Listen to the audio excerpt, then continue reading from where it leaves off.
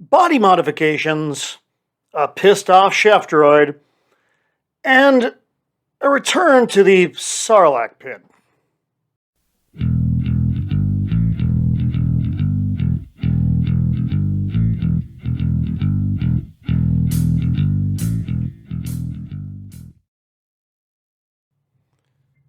Greetings and welcome once again to Roman of the Empire. I am your host, Roman. Before we get started, please like and subscribe and leave comments as to what you think of the content we're going to discuss. Today's episode, the Book of Boba Fett, Episode 4, The Gathering Storm, or as I like to call it, Put the Audience to Sleep. This was it was written by Jon Favreau, who we all love. That love may be waning. Directed by Bryce Dallas Howard, who is of fame for being the daughter of Ron Howard. And she's been an actress in many, many things. She directed a couple episodes of The Mandalorian and a whole bunch of stuff you've never heard of. Same cast of characters returning. Tamara Morrison as Boba Fett, Ming-Na Wen as Fennec Shand, Jennifer Beals as the cantina owner lady with the orange, yellowy head thingies, and Black Chrysanthemum, the Wookiee bounty hunter, also makes a return in this.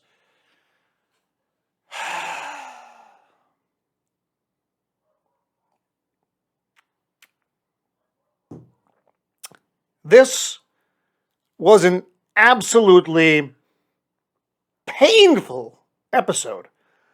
Not so because it was so bad, like the Vespa gang of the previous episode, but because it was so very dull. I actually had to rewatch parts of this because I fell asleep. I actually dozed off during the episode. It was that kind of boring.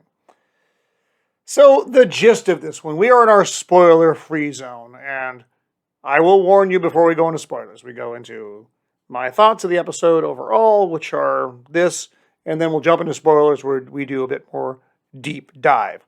So, I will warn you. So, the gist of this one largely takes place in the past, as a couple of the episodes have done.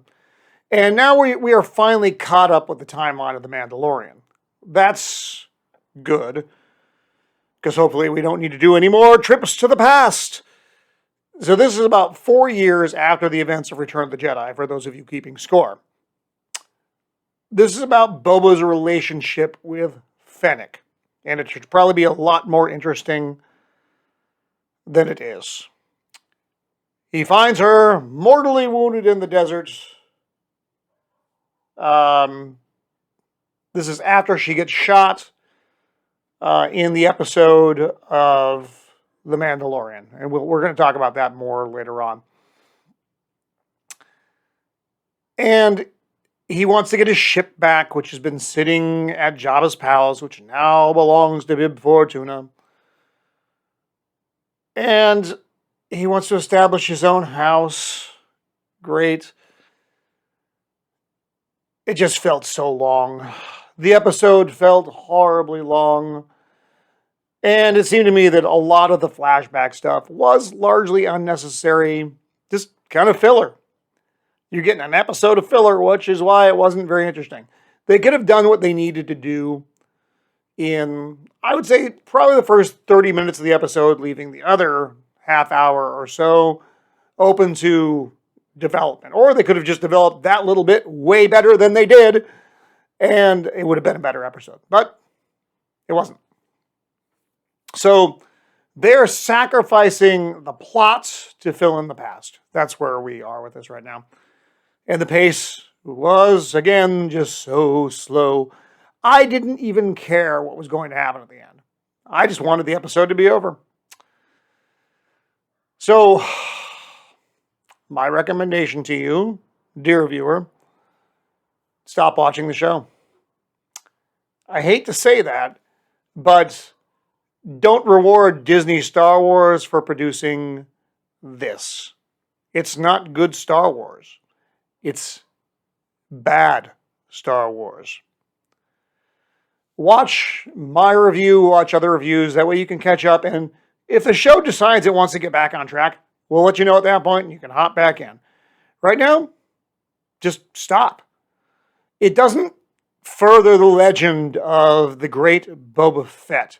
It only serves to diminish this legendary character one episode at a time. So, spoilers, spoilers, spoilers. Now we're going to go more deep dive, and that's not going to be pain-free. So, we start off with Boba in the Bacta tank. That's his regeneration tank. I finally found out the name of it this week, so yay. And immediately, of course, we jump to the past. Boba's riding that freaking bantha, the slowest creature ever created on a planet, ever. And he comes across Fennec, who's got the gut injury. This was from the Mandalorian episode 5, The Gunslinger, where she took a gunshot wound. He throws her on the back of slow-ass Bantha. I'm amazed she did not die during the journey. Takes her to a fix-it-up joint. And outside of this joint, we do see the friggin' Vespa speeders, which I hated so much from the last episode.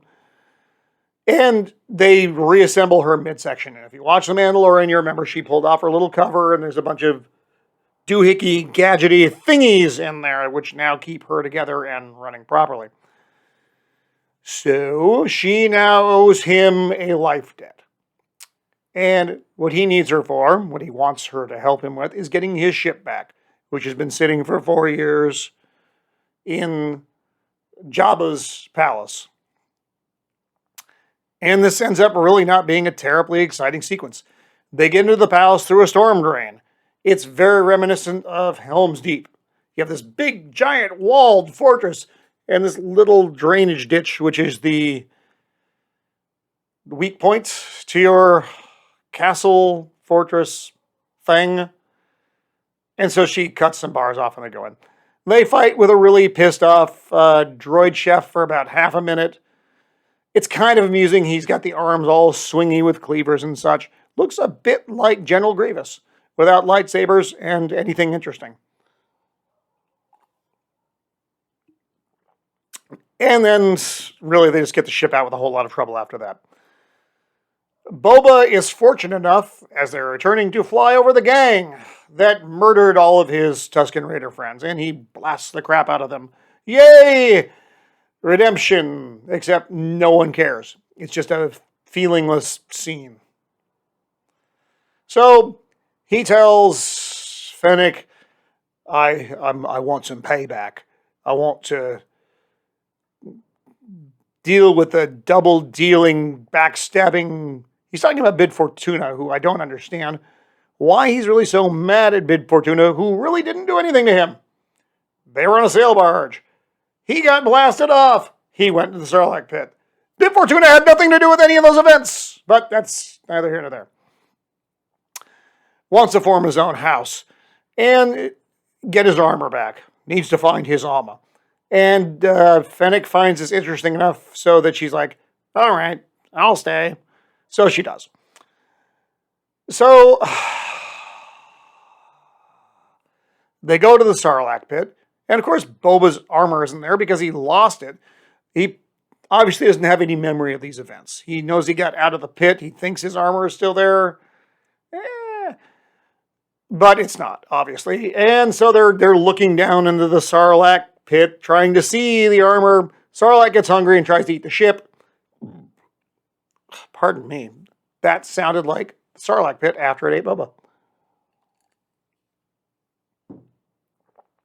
Sarlacc tries to eat the ship. They blow up Sarlacc. That's it. But it wasn't. It's not any more interesting than the way I just relayed it to you. It's not exciting.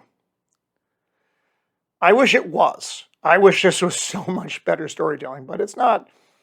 So now we move into the present. Because we're caught up at this point. We were as far in the past as we apparently need to be for episode's sake. Boba is finally fully healed from his many sessions in the Bacta tank. Thank God! So maybe he won't get his ass kicked in every single episode. So he goes back to Jennifer Beals. You know who I'm talking about. The lady with the long, pointy head thingies. Her cantina. Black Chrysanthemum, the big Wookiee gladiator, semi-bounty hunter, is there kicking the crap out of some lizard people, whom, if you are up to date on your Star Wars canon, actually enslaved the Wookiees. So he's not real happy to see them having a good time. He's been throwing them back, and he's like, which basically means, I'm not digging this, F off. So he offers him a job. Like he offers apparently everyone on the show. Like the Vespa gang. So he's convened a meeting of all the crime lords. We don't see any of this happen, and thank God it just kind of is happening.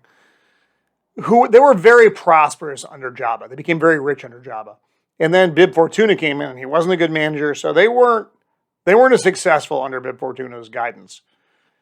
And so he wants them to help him in his war with the Pike gang, if you'll remember from several episodes back, the fish people. And they're like, what do we possibly get out of this except getting our asses kicked too? No. And then he's like, well, if you're not going to help me, at least stay neutral. Don't help the Pike gang. And they're like, okay, well, that's something we can handle. So the walrus people, I think it looks kind of like a dog guy without any hair, but looks still kind of like a dog guy. It's just so depressing. They all agree, yes, we will do that for you. And the war is coming, the gathering storm. Again, though, Boba still doesn't have tons of assets here. So the Pikes have basically a full army. Boba's got a pissed off Wookiee, the Hover gang, or the Vespa gang, Fennec, a couple of fat pig guys who are barely good at their jobs. But he does have a Rancor now. I guess you can loose the Rancor upon them, but that doesn't seem like it's very easy to control. I'm not a Rancor wrangler myself. I don't know of such things. But maybe it'll work out. I thought the Tuscans were going to be the key to this. I was wrong. The Tuscans died. I shall admit my failure as a predictor of this dreadful series. So, now the timeline is caught up. Hopefully there's no more flashbacks, as we discussed. It's been a very disappointing series. It looked like Boba was going to be like the Tony Soprano of Tatooine. That's not the case. We get a lot of filler, plots that go nowhere, and characters that are not very interesting. And worst of all, the decimation of a legendary character. I don't care about Boba Fett. One of the coolest characters in Star Wars lore. I certainly don't care about Fennec, the Wookiee, or any of the other sub-characters, Vespa gang included. It's bad writing, and Jon Favreau should be ashamed. You wrote Iron Man. You gave us Elf. You gave us The Mandalorian. And you gave us this steaming pile of poop. You know better, Jon Favreau. I know that the Disney masters have tightened their noose, but, bro, do better. Don't watch the series. Watch the reviews and then find out if you need to get back into the series. Best I can do. This has been Roman of the Empire, signing off. Be kind.